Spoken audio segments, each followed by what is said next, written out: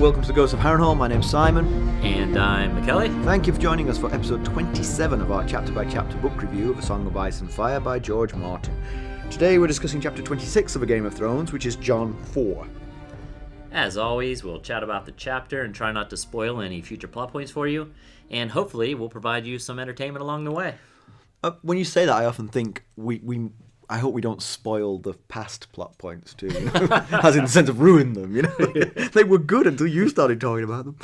We'll summarise what's happened, we'll discuss our thoughts on it, we'll provide some useful background, compare it to the TV show, and indulge in a little pedantry. Be sure to check out the show notes, they'll provide you with some additional information about the characters and other things of note in the chapter. Yeah, I hope people are using the show notes, because yeah, they take a while to create. We started to do them because we heard that some people were not reading the book and relying on us to sort of like give them the full sort of idea of what happened in the chapter, and so the notes are sort of to help back that up. If you're in that situation, the notes should help you. And a lot of podcasts put show notes in there. They do. Patreon, and we're giving them to you for free. That's how much we love you. Anyway, we're just giving it away. So how's it going? Oh, fine. Is that where we are? Did you finish saying your parts about? I'm done, yeah. Okay. Yeah. We're going. What have you got for me? I feel like you've got a story brewing here. Not really. Oh. I was just going to say I saw a good movie.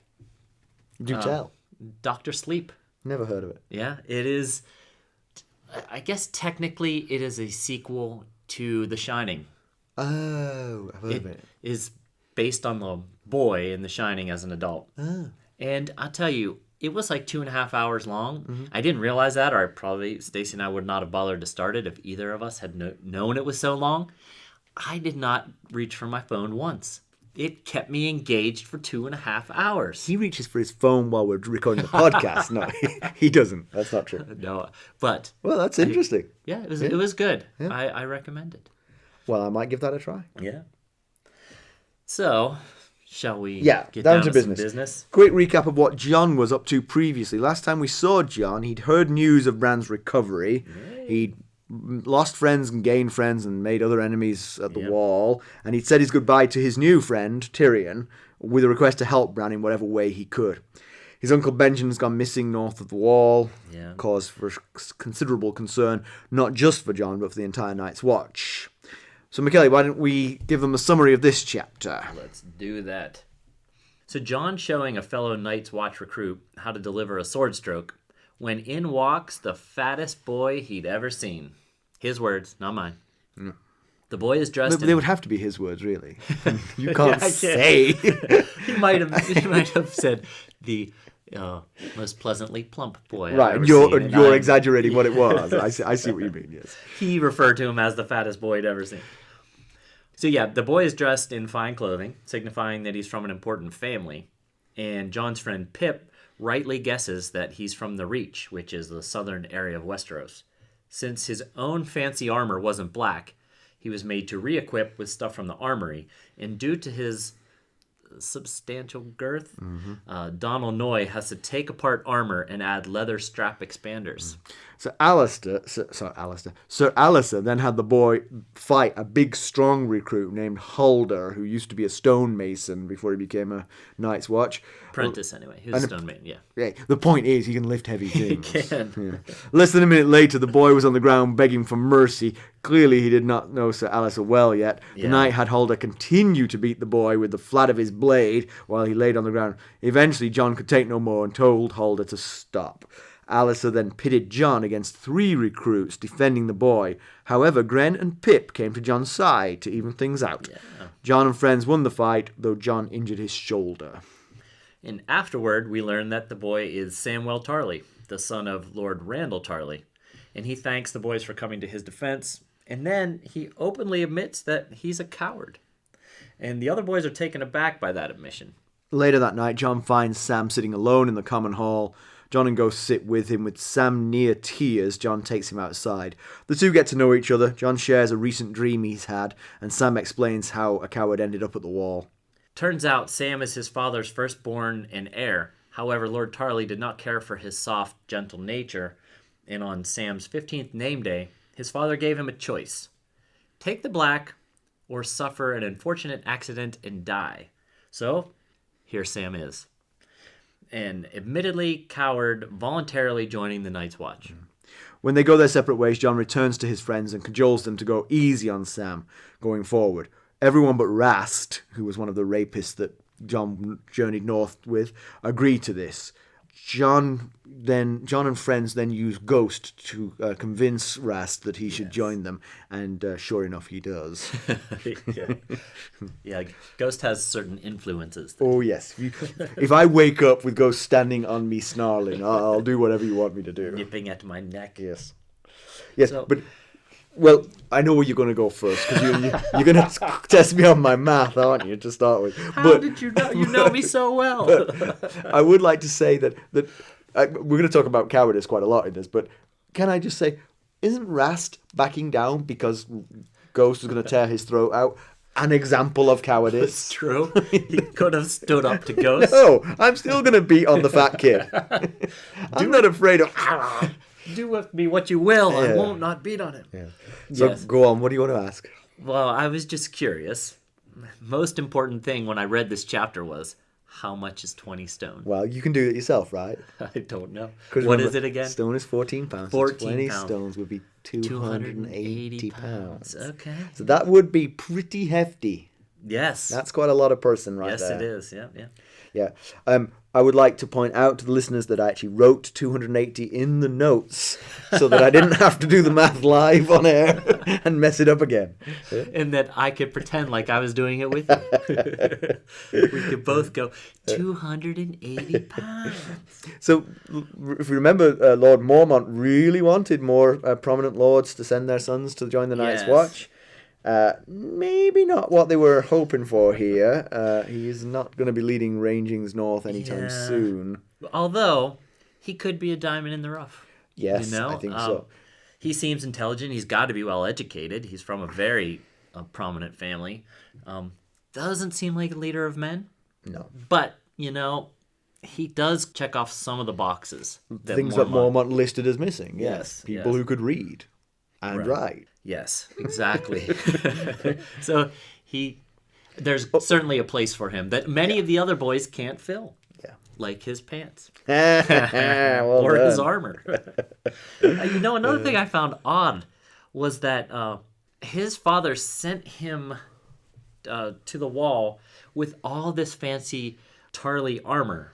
But everyone knows that they're called the Black Brothers because they only wear black armor and have black clothing.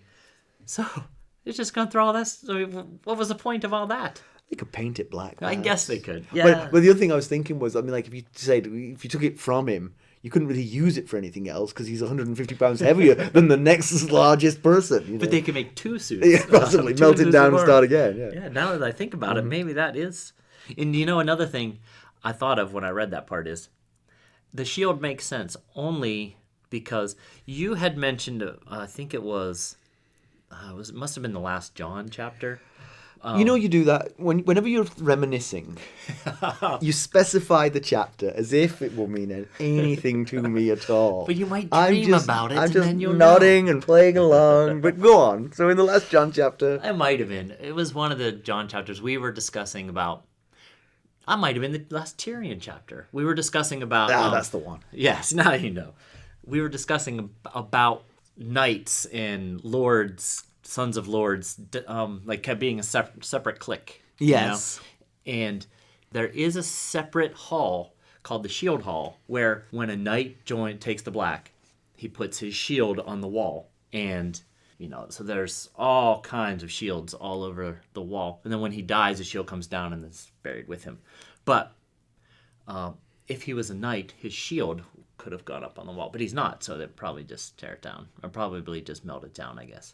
But anyway, I just wanted to bring up, it's never explicitly said that the knights dined separately, but it is said that since there's so few knights, that they just dine in the common hall, which leads you to believe that they did once dine in the shield hall, separately from the rest of the riffraff. Yeah.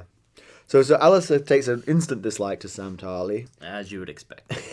because he's a new person to take an instant dislike to. I wonder if he's ever gotten to recruit and been like, I like the cut of his jib right there. You're my kind of guy. The first thing out of his mouth is, it would seem they've run short of poachers and thieves down south. Now they send us pigs to man the wall. Yes, and he dubs him Sir Piggy and Lord of Ham. Charming. Yes, yeah. Yeah, Mormont's got to be a little bit careful here because, like we were saying, he does bring some useful qualities. Right. If Thorn doesn't get the boy killed first. Yes. Or make his life so miserable that he climbs to the top. I don't know that he could climb. Takes the elevator to the top of the wall and throws himself off of it. Takes the flying black. Yes. Now, I've never been in the military. You surprise me. But it just, I've seen movies where drill sergeants are really tough on their new recruits and stuff, but man, it seems like Ser Alliser just really pushes it to the... Yeah. The thing is, this chapter, you'll when we talk later on about the TV show, you'll see that I've sort of slightly changed my tune on Ser Alliser. But there does seem to be a big hole in his teaching of the kids, in that he's not actually teaching them anything. He's just pitting them against each other and then giving them no clues as to what they should be doing differently or better. John is doing all of that. That's true. And that's where he's really letting himself down as a drill sergeant. I think, though, they do need the summer beating out of them. Yeah, right, sure. I say that from my comfortable home here in the suburbs. But I see the point of why, as a drill sergeant, you would want to do that to You'd these be so guys. hard on these kids. Yeah, I guess so. Yeah, it's just like, man, he's rough on them. The name calling and we'll get into some of the things he does to poor Sam here, but it's just, not smooth. So the fight between Halder and Sam is over instantly, basically. Halder's big and strong, was a stonemason's apprentice. John says that when they've clashed swords, it's as hard as anything he's ever felt. Yep.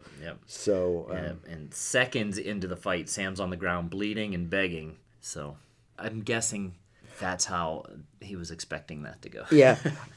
I gotta say, though, I mean, we know from what Sam said that he had a lot of training, a lot of martial training. Yeah. And he didn't take to it. I get it. But, I mean, it feels like with that much martial training, you should be able to hold a sword. Yeah, it's true. You should be able to hold a sword, even if you're afraid of it. The thing is, he's so afraid that he gets punched in the face and things that I'm very afraid of. I'm afraid of getting hurt, but I would defend myself to avoid getting hurt. Yeah. Sam doesn't even seem capable of that. Right. And he's had some training to that end. Yeah. I get it. I get what you're saying. And he's also, he's a large kid, 15, 280 pounds. He should possibly at least be able to put that sword up and, Right. maybe not wield Halder's it skillfully. Halder's going to win, yeah, but... Yeah. Yeah, I mean, he must be scared and terrified. And actually, honestly, if your face is bleeding and you're face down on the ground, you'd hope that would be the end of it. Right. Yeah, but Thorn sees and smells blood, and he's not gonna just be like, okay, enough. Yeah. That's not the way he rolls. So after being held back a couple of times by Pip, John jumps in to save Sam. It's hard to imagine what would have happened to Sam if he hadn't, because Halder's sort of slapping him with the flat of his blade, and that can't feel too great. Yeah, he hit, I don't remember exactly, but I think he hit, the second time he hit him so hard that the leather split. Yeah, so he wasn't holding back on these blows. It just feels so... I just feel really bad for Sam in that situation. So Alliser pits Halder and two other boys against John for defending Sam, but Grenn and Pip jump in to help. Do. And old enemies put themselves on the line for him, so that's huge progress. And not only is he making friends, but friends willing to take a possible beating for him. Yep. Because they're also now crossing Thorn. So John fights Halder because he's the most fearsome of the three and wins, but gets a nasty blow in the process, and then comes back to help Pip, who's only just holding his own. I think Grenn wins comfortably. Well, once Pip's foe is defeated and John's foe is defeated, the third guy, maybe is Rast? I can't remember. No, I can't remember. He just says, I give up. 3 against 1. I'm not John. So we learned that Pip was right.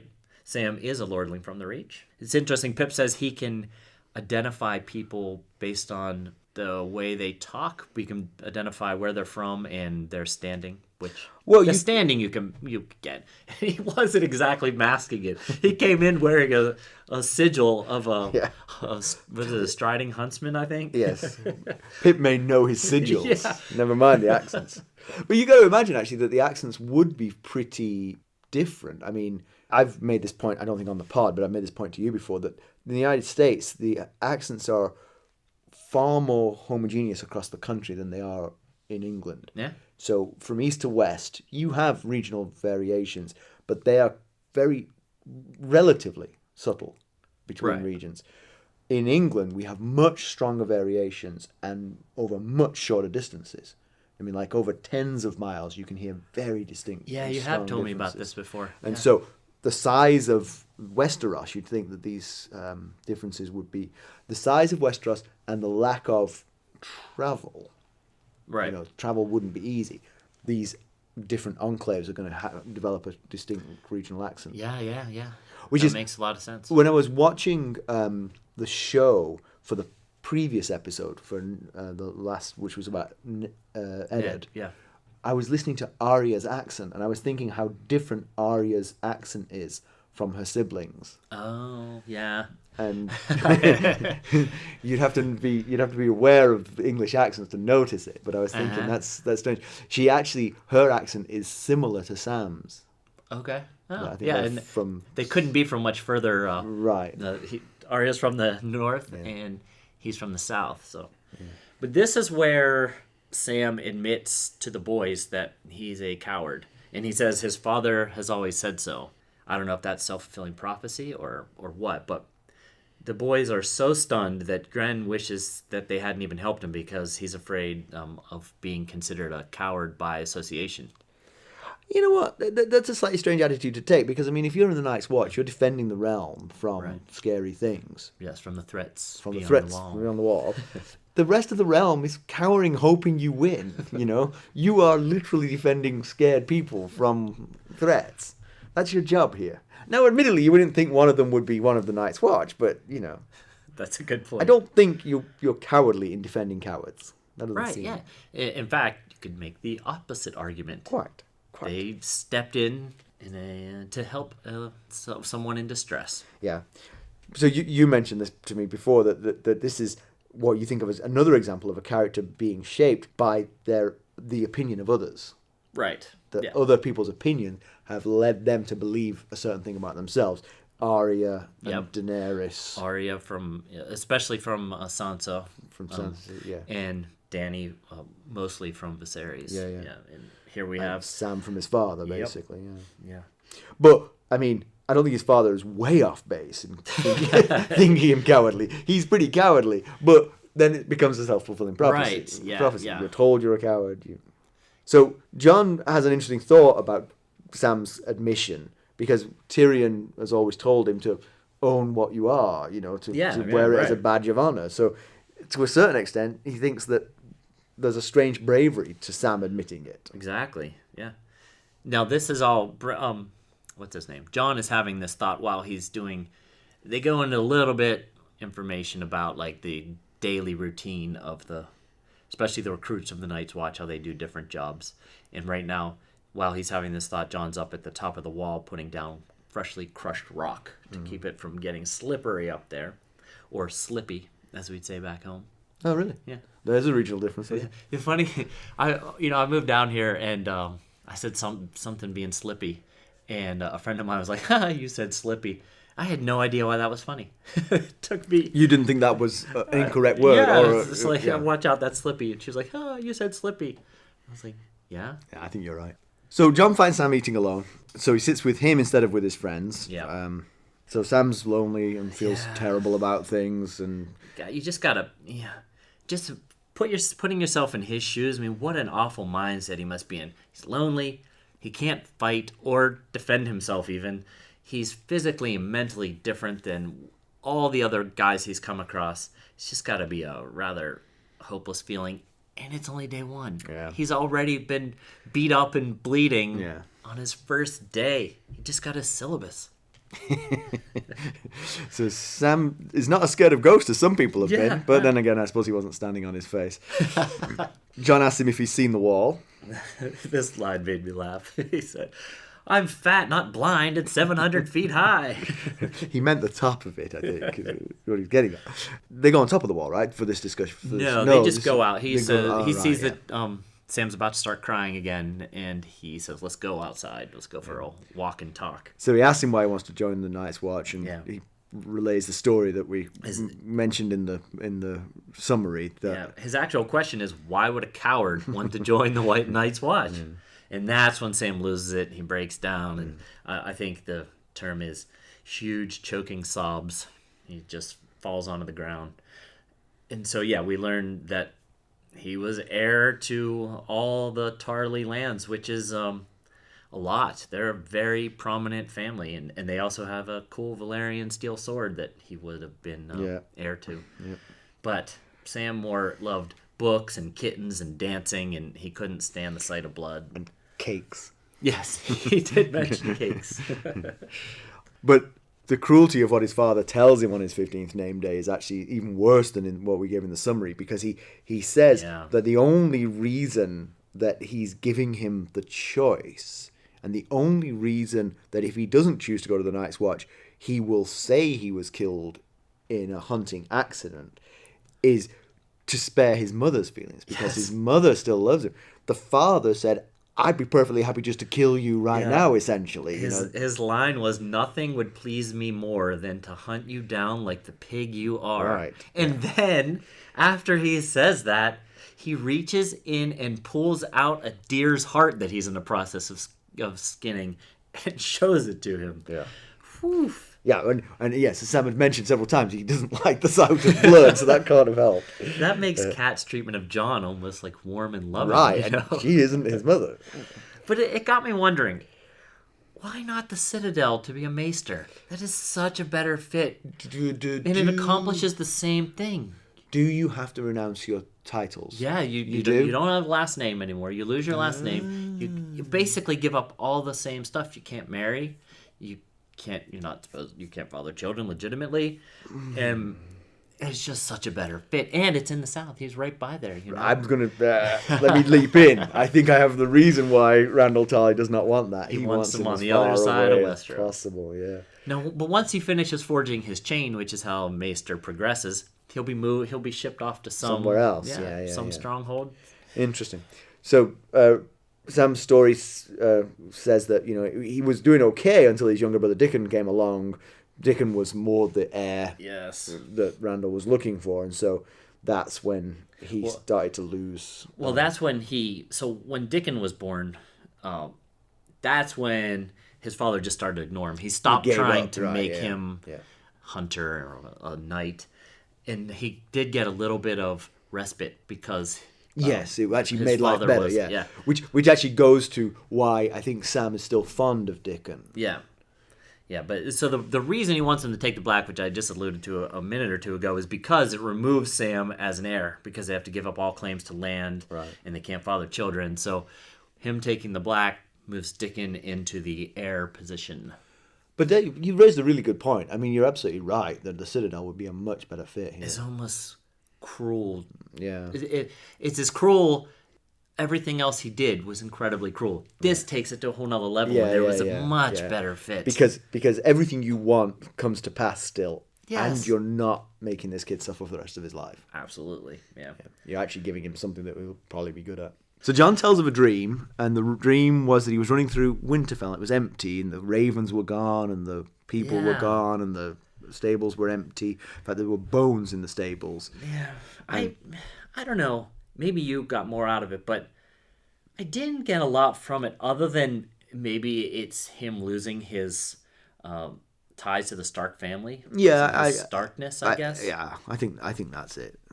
But he ends up at the door to the crypt, doesn't want to go down, but he has to, and that's when he wakes up. And he's had this dream a couple of times, he said. Yeah. So yeah, I'm with you. I don't think there's a lot to be gleaned from that. Maybe sort of like a general concern for the well-being of the Starks. Yeah, I guess. Yeah.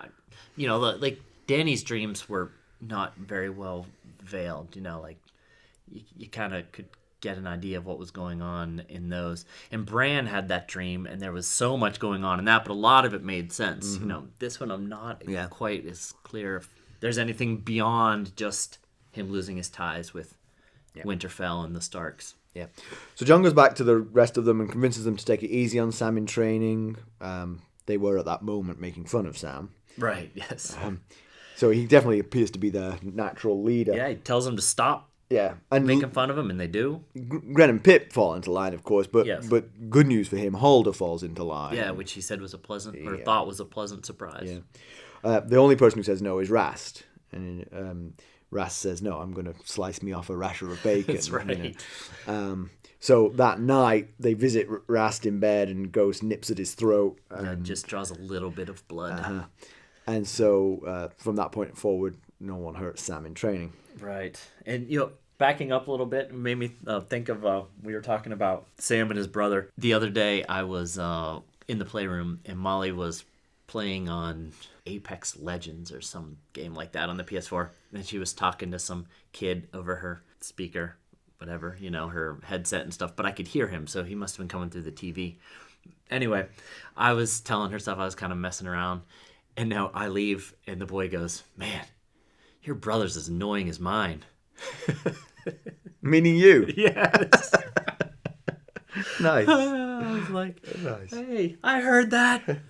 Did I tell you that the other night, my son occasionally talks in his sleep, and our bedrooms are sufficiently close we hear him.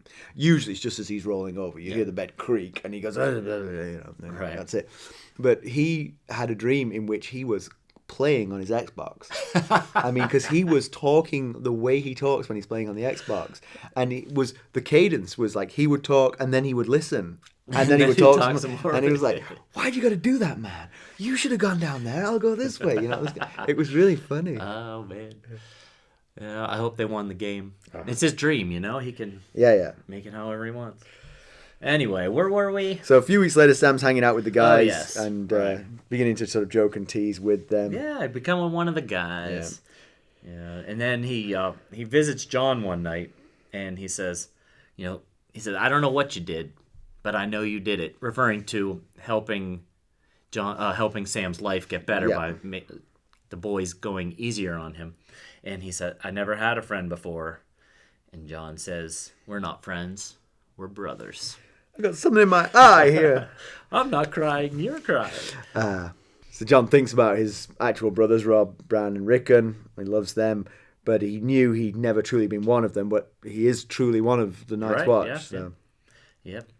And his new brothers were, Sam and Grenn and Pip and all the other cast outs who wore black. And we know there's nothing Jon loves more than a good outcast. So he's in the right place, I guess. Yeah. And this is what Benjen said. Benjen told him this, that these were truly his brothers now, and he's beginning to see it, and then that reminds him that Benjen's missing still. And he's wondering if he'll ever get to see him again to tell him that you were right all along. Yep. 2 ranging parties have been sent looking for him. Jeremy Riker, who we've met before at Castle Black, and Quarren Halfhand from the Shadow Tower. Yeah, and no luck. They do mention that I think specifically mention Quarren. I can't remember. One of the 2 guys are following blazes on the trees that Benjen had left, and then they abruptly stopped in the northwest Stony Highlands. So maybe they ran out of trees. If it was Stony Highlands. Good point. Maybe that's the problem. There's a mystery. We can't solve it. It stops with the last tree. What could have happened to him? So background. Tell me about House Golden Grove and why you want to talk about them. House Golden Grove. So one thing we didn't mention was that Jon tells Sam about how Pip ended up at the Night's Watch, and it was because he was caught by the Lord Matthias Rowan in the bed of Lord Matthias Rowan's daughter. Uh-oh. And under the eye of her father, she says it was rape. Of course. And to the wall he is sent. So, who are these Rowans? Oh, it's House Rowan of Golden Grove. Yes. I'm sorry. So, House Rowan of Golden Grove is one of the most prominent in one of the older families of the Reach. And its lands extend all along the northern region borders. Their sigil is a golden tree on silver. Oddly, Their words are never mentioned, so I don't know. I don't have that for you. But like I said, House Rowan is old. They can trace their descendants from the legendary Garth Grehand, which is the mythical High King of the First Men from the Dawn Age. Cool. Yeah, we'll talk about him some other day. That's through his daughter, Rowan Goldtree, which all that kind of fits together there. Yeah, it does. I wonder if Sam knows them, given that they're both wealthy, noble families of the Reach. Yeah, I'm sure their families have had some interaction. House Rowan was involved in the Field of Fire battle against Aegon and his dragons, which did not work out very well for the side that they were on. Yes. When you're in a battle called the Field of Fire and there are dragons involved, you want to be on the dragon's side, I feel. If you're not on the back of the dragon, you could be in some serious trouble. But, Field of surprising downpour. They'd be okay to not be on the dragon's side there. But bringing it all full circle, Lord Thaddeus Rowan declared Golden Grove for the Blacks during the Dance of the Dragons during the Targaryen Civil War, which we mentioned a few episodes ago, fighting in the battle on the Honeywine. And he later became regent. He became a regent and hand of the king during Aegon III's so they are regency. quite prominent, the Rowans. Yeah. Back, before a king comes of age, they have a regent that rules. Yeah. And Thaddeus Rowan or such. So it's all families from the Reach all the time here this time, because I'm going to talk about House Tarly. They're from Hornhill in the Reach, which is due south of Highgarden. So the opposite side of the Reach, and the Reach is pretty big, so maybe they don't know the Rowans that well. So fealty to House Tyrell, one of the strongest houses sworn to the Tyrells. Their sigil is a striding huntsman on a green background. They own a prized Valyrian steel greatsword called Heartsbane. Ironically, their words, this is slightly apocryphal because it's not in any canon source, but their words are supposed to be first in battle, which is rather unfortunate for Sam. Yeah, that might not have helped his cause when his father didn't want him to be the heir. Had his father passed away before Sam got sent to the Night's Watch, he might have thought about rebranding. First in the dinner line. I kid. He seems like a good kid. They are one of the Marcher Lords of the Dornish Marches, an area where the Reach, Stormlands and Dorne come together. Interestingly, Samwile Tarly participated in the tourney at Ashford Meadow, where Maker Targaryen killed his brother Baelor, and Egg met Sir Duncan. Right, just last episode I think we were talking about that. See, it all comes together. And then just a little quick thing about Qhorin Halfhand. I'm not going to say too much because we will meet him at some point. He is second in command at the Shadow Tower, and that is the westernmost occupied fort along the wall, second to Sir Dennis Mallister. He lost, and by he I mean Qhorin Halfhand, lost 3 fingers to a... I think it'll become very apparent who you're talking about. It's true. Who lost 3 fingers to a wildling axe? Was it Sir Dennis Mallister? Was it Qhorin Halfhand? You'll never. You know what? I'm not going to tell you guys. You're going to have to figure it out on your own. Oh, man. Good stuff. So, as a result of that, he had to learn to fight other-handed. Yes, he did learn to fight left-handed, and he was very successful at that. And, still good. Yes. All right, so comparisons with the TV show. So, Halder doesn't exist in the TV show. It's all Rast. Rast does the initial beating on Sam. And then Grenn and Pip are pitted against Jon. So, Jon has to fight Grenn, Pip, and Rast. Really? Yes. Huh. Uh-huh. Well, that's quite the difference. Yeah, they don't try that hard. But Jon hits them both. So, in Sam's story, it's his 18th name day, not his 15th, in keeping with a lot of the book, a lot of the TV show where we age them up a little bit to be more like what we would think of as adults. Right. When the recruits refuse to hurt Sam, Ser Alliser makes a very angry but perhaps valid point. When you're out there north of the wall with the sun going down, who do you want at your back, a man or a snivelling boy? Right. Yeah, that's a solid point. That is a solid point. Because, certainly in the show, they don't hit him anymore. They simply don't hit him. Okay. And in fact, Grenn tells, in a battle with Sam, he says, hit me And Sam swings the sword, and Grenn goes down as if struck by a fearsome blow. So Sam is learning nothing. Right. Absolutely nothing. Although I still stand by, he's not there to be a warrior. Right. Maybe, it seems more likely like a apprentice to Maester, like an assistant to Maester Aemond, or maybe even in the... Couldn't agree more. And actually, if I was Ser Alliser, I would just go to Mormont and say, no point teaching this guy right. anything.